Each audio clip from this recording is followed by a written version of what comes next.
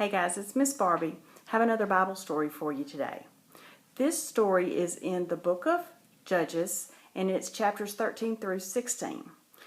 Judges is in the Old Testament of the Bible, and this happened a long time before Jesus was born.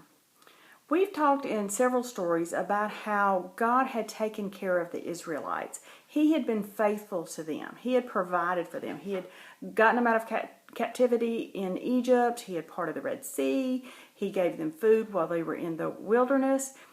But for some reason, the Israelites just could not keep it together. They couldn't be faithful to God. They kept disobeying God. So God allowed the Philistines to take control of the Israelites for 40 years. But his plan was not to let the Philistines be in control over the Israelites forever. He had a plan to get the Israelites released from the Philistines. That plan included a man named Sampson. Now, Sampson's mother couldn't have children, but an angel appeared to her one day and said, "You're going to have a son, and this is going to be a special son. He's going to deliver the Israelites from the Philistines." And there were some rules that went along with this son. One of the rules they were supposed to make sure never to break was they were never supposed to cut his hair. He was going to be able to be very, very strong as long as they kept the rules. So Sampson grew up into a man, and he had kept the rules that the angel had given his mother. He had never cut his hair. So he was so strong, he was able to kill a lion with his bare hands, and he was able to defend himself from a lot of the Philistines. Well, the Philistines didn't like Sampson, and Sampson didn't like the Philistines. So the Philistines were trying to figure out the secret as to why Sampson was so strong. Well, they noticed that Sampson liked a lady named Delilah. So the Philistines approached Delilah and asked her, would you like to help us figure out why Sampson's so strong? Well, they offered her 5,500 pieces of silver if she would help them. Well, Delilah got kind of greedy. That was a lot of money, and she decided she wanted that money. So she kept asking Sampson, "How are you so strong? What's your secret?"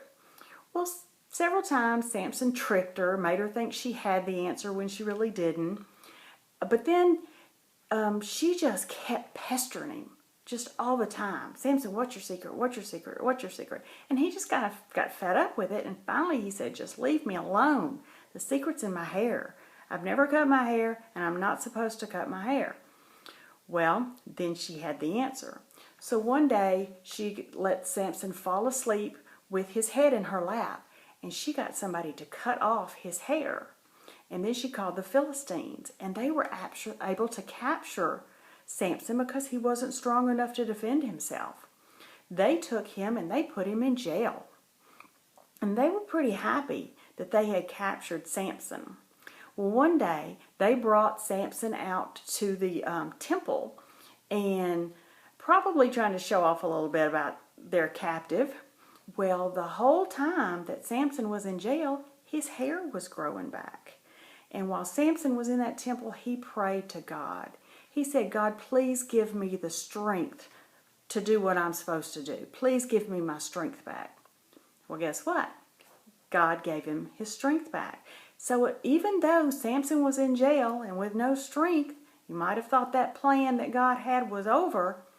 No, God fulfilled his plan, gave Sampson back his strength, and do you know what happened?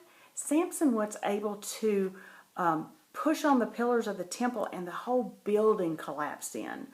The Philistine rulers were killed, and even Sampson was killed. But God was able to fulfill his plan in Sampson, even though Sampson didn't always follow the rules. And that's like us. Each one of us has a reason for being here. We all have a plan. We don't have to be perfect to stay in God's plan. God will give us whatever we need to be in his plan, doing what he wants us to do.